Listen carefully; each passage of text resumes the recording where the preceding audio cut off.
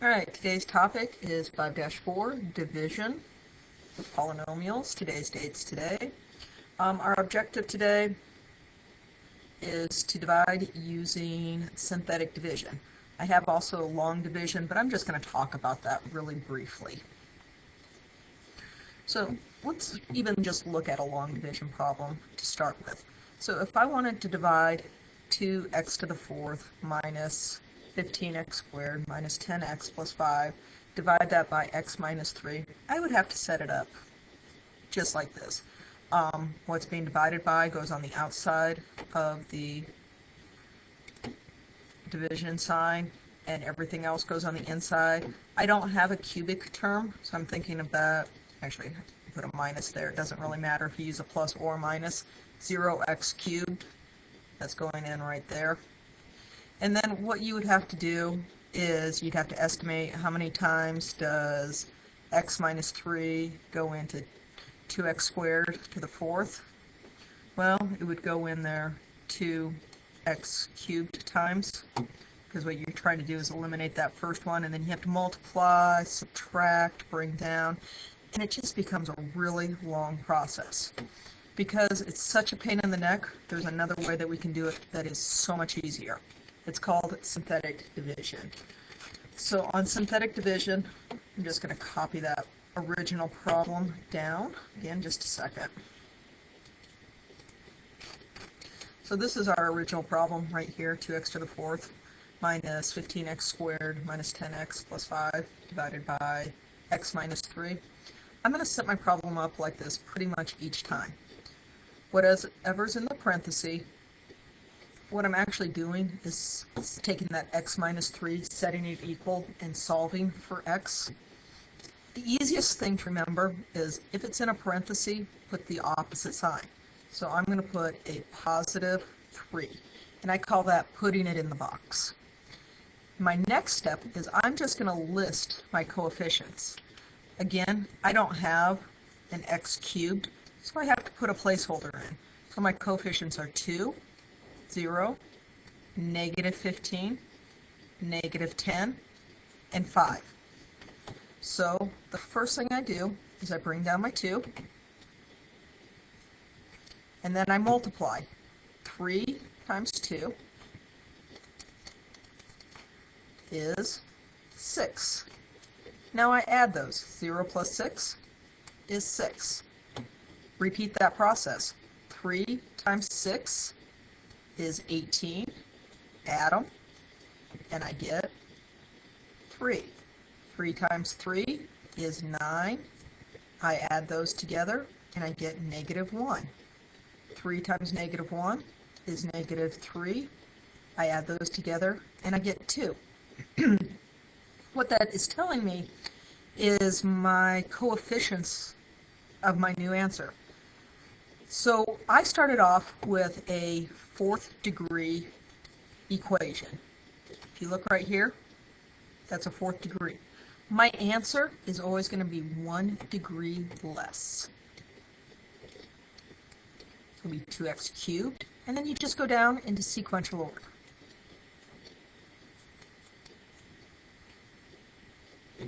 Oops. Again, those are just your coefficients right there, but they're all in 1.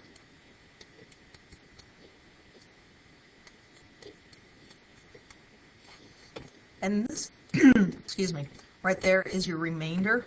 So you can, I'm usually just probably going to do remainder 2. Or another way to do that, that's positive, so let's put a plus. And we're dividing by x minus 3. Either way is fine. Let's do a couple more examples.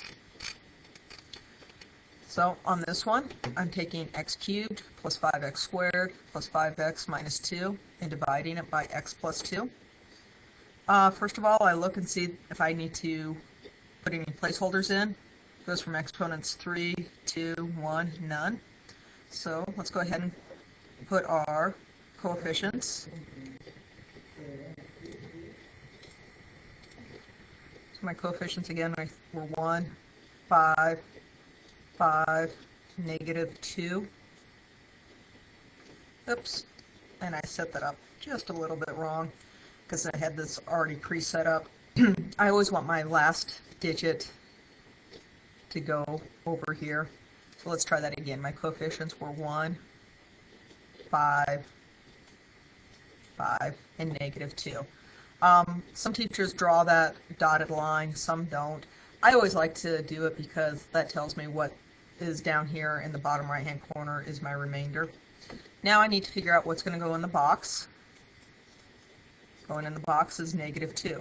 It's in parentheses, so you always do the opposite sign. Bring down your 1, multiply, add, multiply, add, multiply, add. This one's nice because your remainder is 0. That actually means it's a factor. We'll talk about that in just a minute. So I started with a third degree. My answer is going to be 1 degree less. It's going to be 1x squared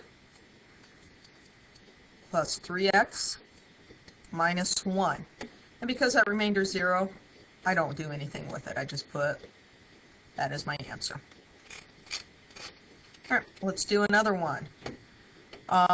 Yeah, I'm going to have to put a placeholder there because I don't have a cubic. So it goes exponents of 4, 3, 2, 1, none. So my first exponent, or my first coefficient, I'm sorry, is 1, then 0, then negative 1, negative 5, and I did the same thing again. That negative 5 should go over here. So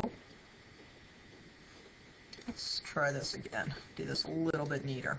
My coefficients for the x to the 4th, for the x to the 3rd, for the x to the negative 1, and the one that I didn't write down before, just my plain old x. Okay. It's always a good idea to check yourself because it's easy to make a mistake. So my exponents are 4, 3, 2, 1, none. And I'm going to put a 2 in the box. Bring down your 1, multiply, add. 2 times 2, multiply, add. Multiply 2 times 3, add. Multiply 2 times 7, add. Okay, I started with a 4th degree. So my answer should be 1 degree less. So x cubed plus 2x squared plus 3x plus 7, remainder 9. All right, let's see how I do on this one if I make a mistake on my setup. All right, it starts with a cubic and a quadratic. Looks like I'm missing my linear term. So my cubic is 1, my quadratic is 1, my linear term, I don't have it, so I'm going to put a placeholder of 0. If you are a visual person, you might even need to put in plus 0x, then minus 9. So what goes in the box is going to be negative 1. Always the opposite sign if it's with parentheses. Let's bring down your 1, multiply, add, multiply, add, multiply, add. So it's going to be x squared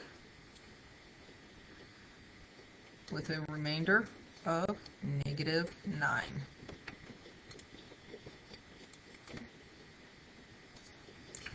All right, on this one, it's the remainder theorem. We have done direct substitution before where you directly plug a number in and you see what the output is. That's pretty much what the remainder theorem is doing. However, you're using synthetic division to do it, and your remainder is your answer. So like on the first one, they're asking us to find p of 2. There's no x with it, so you don't change signs, I'm actually going to put 2 in the box. My coefficients, I don't have a cubic, So it's going to be 1, 0, negative 8, 5, negative 1. I'm going to go ahead and divide everything, and whatever my remainder is, that is my answer. So bring down the 1, multiply, add, multiply, add, multiply, add, multiply, add. So looks like my answer there would be negative 7. On this one, it's pretty straightforward. We can check ourselves. If we plug 2 in there, you'd get 2 to the 4th minus 8 times 2 squared plus 5 times 2 minus 1. That'd be 16 minus 32 plus 10 minus 11.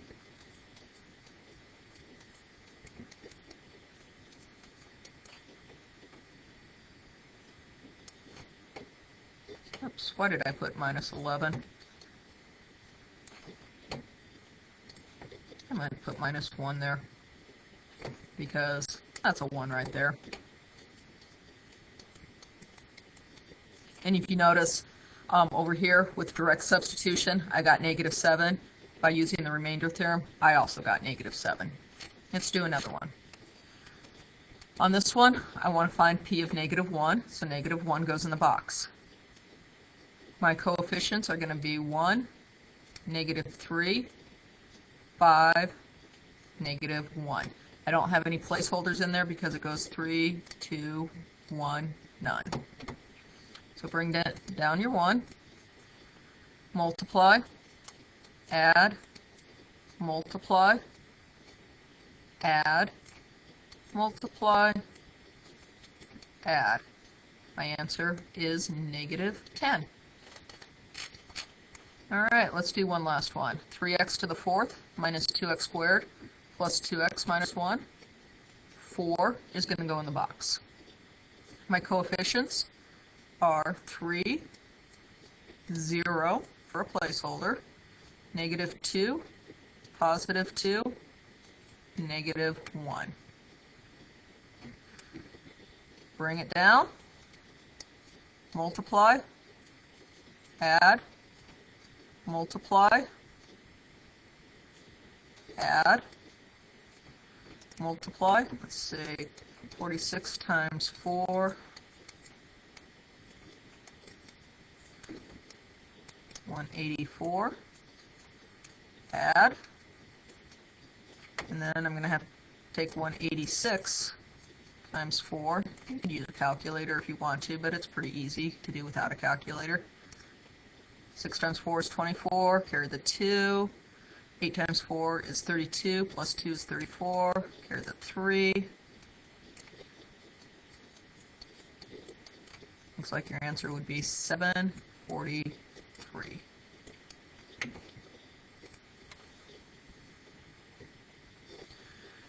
All right, the factor theorem. For a polynomial p of x, x minus a is a factor if and only if p of a equals 0. So what that's really saying is if you do your division and your remainder is 0, you've got a factor. If you do the division and your remainder is not 0, it's not a factor. So let's go ahead and test it out. We're testing this one out right here first, and I'm going to put 1 in the box. My coefficients are going to be 2, 5, negative 8, negative 17, and negative 6. Bring down your 2, multiply, add, multiply, add, multiply, add, and I can already tell right now that one, it doesn't equal 0, so not a factor. Let's go ahead and test out x minus 2. Well, instead of 1 in the box, I'm going to have to put 2 in the box. And I know it's going to be an opposite sign because it's paired up with an x. Bring down your 2, multiply, add, multiply, add, multiply, add, multiply, add. Well, what do you know? Our remainder here is 0, so yes, a factor.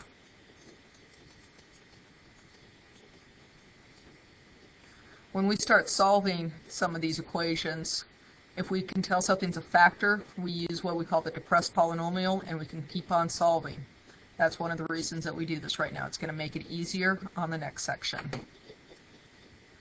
All right, on this one,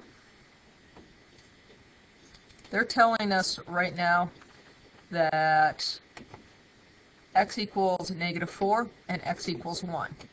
And we need to find the remaining roots of this polynomial. So I'm going to start by putting -4 in the box.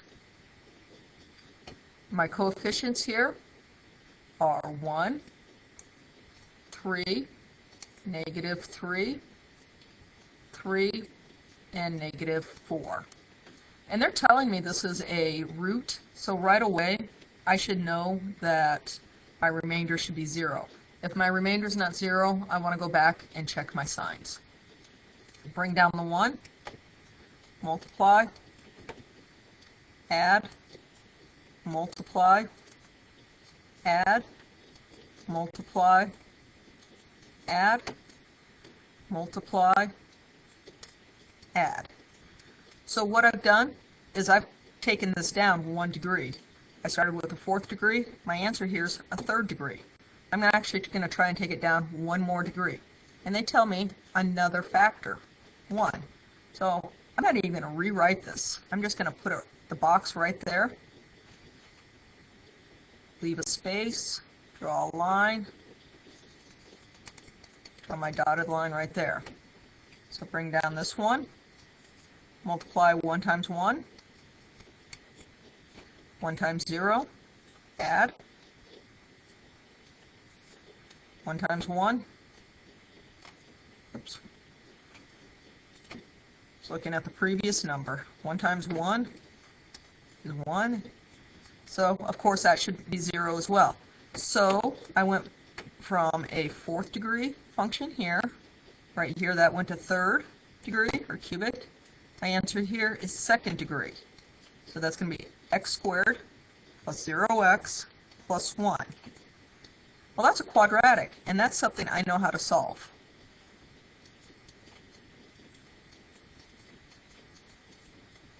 On this, I'm actually just going to subtract 1, and then I'm going to take the square root of both sides. Think back to imaginary numbers. You're going to get plus or minus I. Circle your answer. Those were your remaining roots. They weren't real roots, but we had 2 imaginary roots, positive I and negative I. All right, that's all there is for today. Enjoy.